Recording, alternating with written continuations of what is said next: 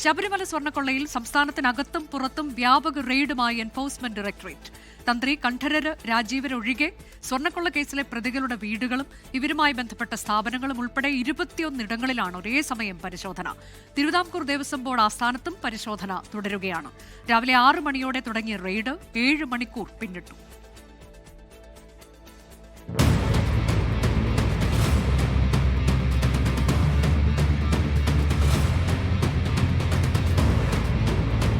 സ്വർണ്ണക്കൊള്ളയിലെ കള്ളപ്പണം വെളുപ്പിക്കലിലാണ് enforcement directorate അന്വേഷണം. ഈ മാസം 9-ന് ECIR രജിസ്റ്റർ ചെയ്തതിന് പിന്നാലെയാണ് ഇന്ന് രാവിലെ കേരളത്തിലും തമിഴ്നാട്ടിലും കർണാടകയിലുമായി ഒരേ സമയം വ്യാപക പരിശോധന.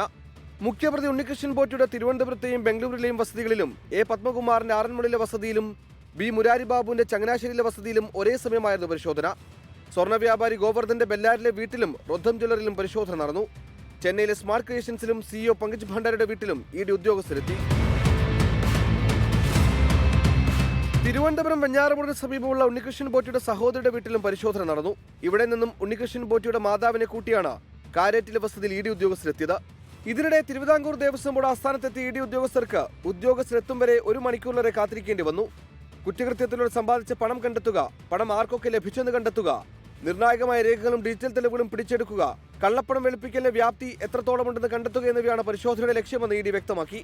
ശബരിമലയിലെ വഴിപാടുകളിലും ആചാരങ്ങളും നടന്ന ക്രമക്കേടുകൾ ഉൾപ്പെടെ സാമ്പത്തിക തട്ടിപ്പുകളെക്കുറിച്ച് സൂചനകൾ ലഭിച്ചിട്ടുണ്ടെന്നും അതും PMLA പരിധിയിൽ കൊണ്ടുവരുമെന്നും ED അറിയിച്ചു.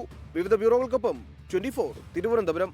ലോകത്തെവിടെയായാലും ഏത് സമയത്തും 24 വാർത്തകളും ഓഗ്മെന്റഡ് റിയാലിറ്റി പാക്കേജുകളും എക്സ്പ്ലെയിനറുകളും വിശദമായി കാണാൻ ഞങ്ങളുടെ YouTube ചാനൽ നിങ്ങൾക്ക് സബ്സ്ക്രൈബ് ചെയ്യാം.